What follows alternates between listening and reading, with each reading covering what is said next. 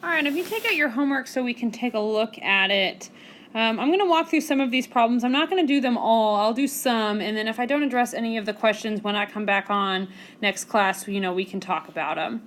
So I am going to go through the first few. Whenever you're solving a problem like this, you always want to ask yourself, okay, well, what am I given or what do I know? So if I look at number 1, I would assume that, if I can highlight, I will show you, that this right here is the diameter, and that this is a tangent line. What do you know about diameters with tangent lines? Well, they're perpendicular, so they make a 90-degree angle. So notice, I now have a right triangle. So what am I going to do to find x? I'm going to do the Pythagorean theorem. So x squared plus 4 squared equals 8.5 squared. So x squared plus 16, and then I'm going to do 8.5 squared. I get 72.25. I'm going to subtract 16. Oops, sorry, hold on a second. 72.25, subtract 16, and then I'm going to square root my answer. I get 56.25. Square root of 56.25, x is 7.5. Look at the next one. This problem, when I see it, I immediately call this the party hat theorem. Here's a party hat, here's a party hat, and here's a party hat. What do you know about all your party hats, all your tangent lines? Well, the party hats are congruent. So if this side is 10.5, I know this is 10.5. If this side is 11.2, I know this is 11.2. If this whole side is 23.2, I know I can find the other one by subtracting 11.2 from 23.2. I get 12.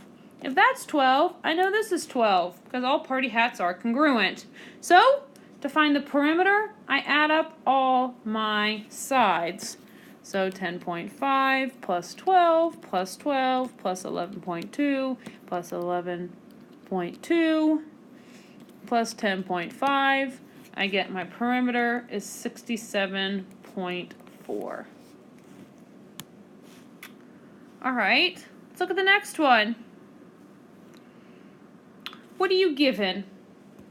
Well, I know this is a tangent line, and I know this is a secant line. So I have to use the tangent secant theorem. So tangent secant theorem tells me I got to take my tangent value and square it. So my tangent value is 17.9 squared, and that's going to equal the outside piece of my secant, which is x, times the whole piece of my secant, which is 23.8. So I'm going to do 17.9 squared.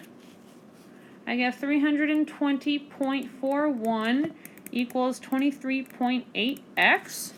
I'm now going to divide by 23.8. X is 13.5. Let's do the next one.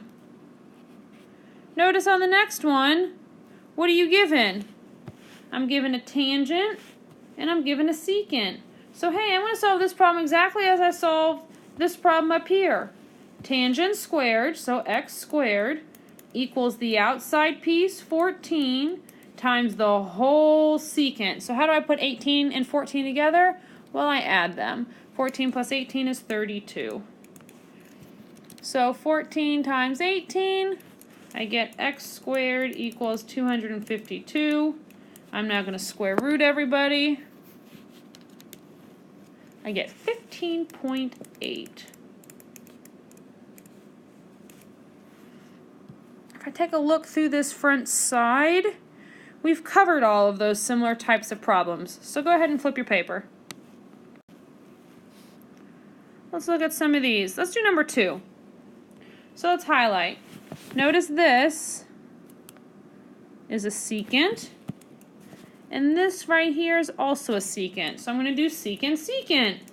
So outside piece, which is 4, times the whole piece. So how do I put 4 and x together? I add them. So 4 plus x equals my other outside piece, which is 3, times my whole other secant, 3 and 5, make 8.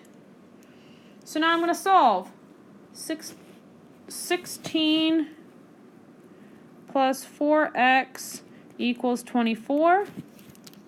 Subtract 16 on both sides. I get 4x equals 8.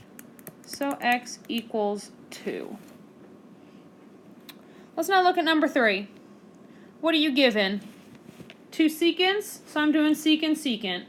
So outside piece, which is 4, times the whole piece, which is x plus 1, because I just added negative 3 and 4, equals my other outside piece, times the whole, which is x minus 1. So now I'm going to clean this up, distribute.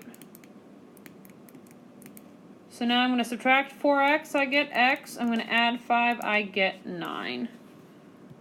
Let's go down and look at number 5. Number 5. So I have intersecting chords. So my intersecting chords theorem means the product of my pieces are congruent.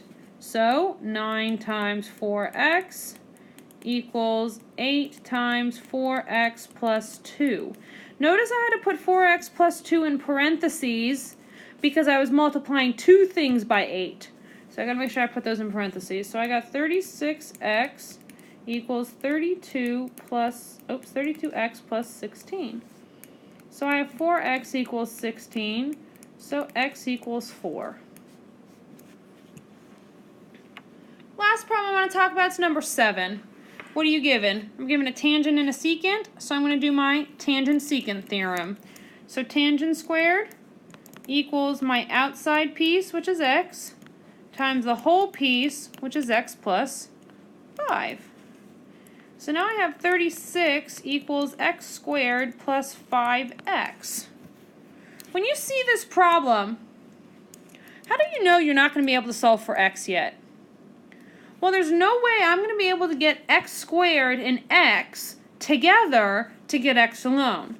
My goal is to get x by itself, and I'm not going to be able to get x by itself when it's squared and when it's not squared.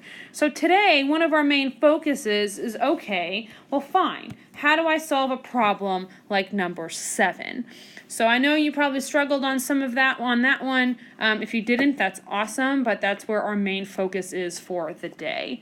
So we'll keep going as the rest of the class progresses.